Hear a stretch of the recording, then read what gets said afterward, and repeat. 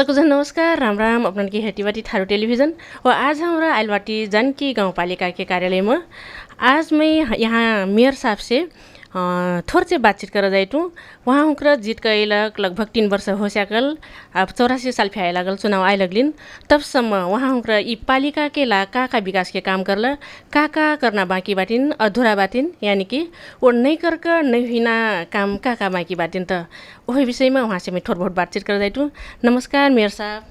नमस्ते। कैसन बाटी? ठीक बा हजुर। जस्तो अपने के जीत कैलक लगभग 3 वर्ष हो सकल। 84 साल फे आए लगल कह परल।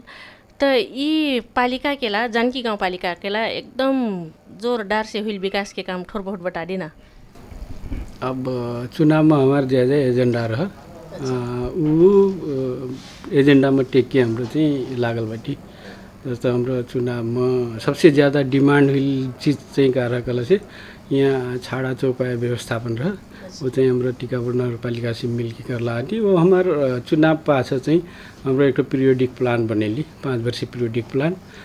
वो पीरियडिक प्लान में शिक्षा, स्वास्थ्य, कृषि र वातावरण मैत्री पूर्वाधार पहिचान सहितको जानकी गाउँपालिका विकासको मूलाधार कहिए एक ठो स्लोगन बनेली। वो स्लोगन अनुसार चाहिँ हमार आगे बढ़ता। जस्तो अब शिक्षा, स्वास्थ्य, कृषि का लागि मेन फोकस ओमा सँगसँगै पहिचान। अनि शिक्षामा हाम्रो का करली कना हुई हैन। शिक्षामा चेन्ज करक लाग अब यहाँ चाहिँ समस्या का अब शिक्षामा गल से स्कुलमा विद्यार्थी नै हुइता हैन।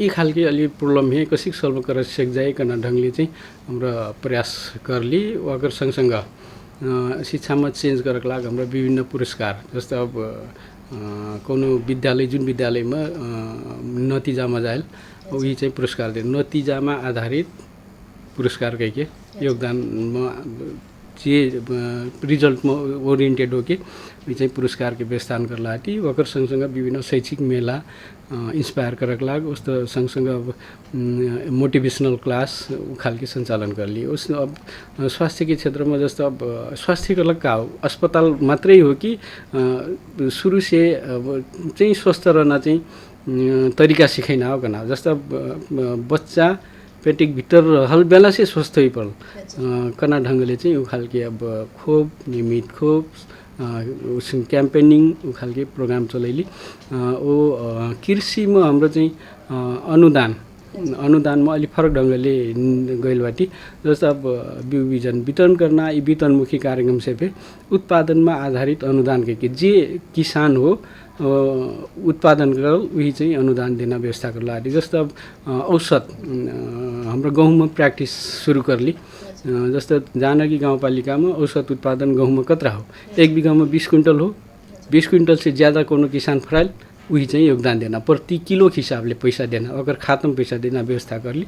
वो खालके हाम्रो कार्यक्रम आगे बढ़ेला आदि हो। पहिचान के बाद में चाहिँ हाम्रो चाहिँ सुरु से ललित कला प्रज्ञा प्रतिष्ठान से मिलके वो भित्तम चित्र हेरी ऊ अस्टिमरिक चित्र हो। यही चाहिँ कसै व्यवस्थापन कर सक जाए बजारीकरण कर सक जाए कना ढंगले चाहिँ हाम्रो नियमित रूपमा कार्यक्रम सञ्चालन करती आइलुटी।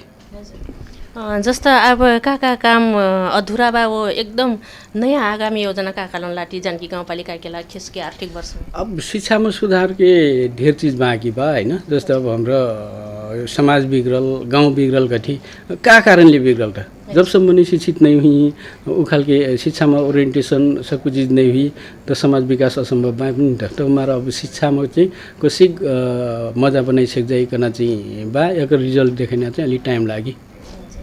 जस्तो 5 वर्ष में मैं जानकी गाउँपालिका कसी कौन दृष्टि से हेरम कना कौन सोच बनेला आटी मैं करनु जे शुरू में उठ हाम्रो 5 वर्ष शुरू हुना से पहले ही जानकी गाउँपालिका में ही हाम्रो कहाँ पुगेन शिक्षा, स्वास्थ्य, कृषि, वातावरण मैत्री पूर्वाधार। अब यहाँ से हजुर टिकापुर देवी डगरी रुखो लगाइल एक बीघा वातावरण बचाइ परल। अब वातावरण बिना बदले त मनिन की जीवन असंभव भएन त। हमारा जहाँ चाहिँ पक्की सडक बनल वहाँ सकभर रुखवा लगाइकन चाहिँ बा वो लगभग सकु घर फलफूल खेती कर पल तरकारी खेती कर पल वातावरण फेरि स्वच्छ होइन मनै फेरि स्वस्थ होइन करना ढंगले चाहिँ उखालके प्रोग्राम बनैला हाम्रो हमार चाहिँ सुरु से उद्देश्य हो।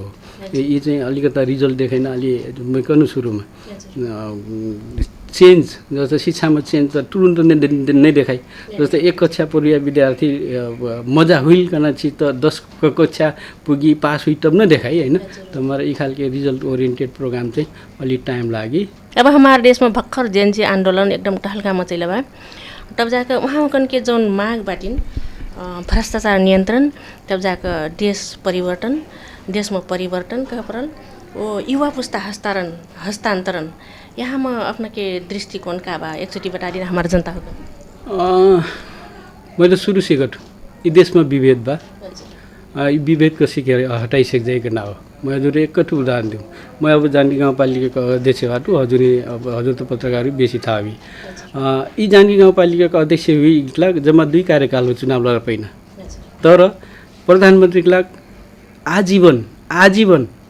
आजीवन चुनाव लड्के प्रधानमन्त्री हुन व्यवस्था बा। यी विभेद हो कि नै हो कम से कम हजुर कह दीजिए पुस्तान्तरण गर्न चिज चाहिँ जस्तै एक ठो प्रधानमन्त्री एक पटक प्रधानमन्त्री हुइल दोस्रो पटक प्रधानमन्त्री हुइ त तेस्रो पटक हुन नै व्यवस्था हुइल छ त और नेक्स्ट जेनेरेसन आइन त तर यी खालके विभेदवाद यी विभेद चाहिँ हटैले चाहिँ चेन्जेस चाहिँ जरुरी बा।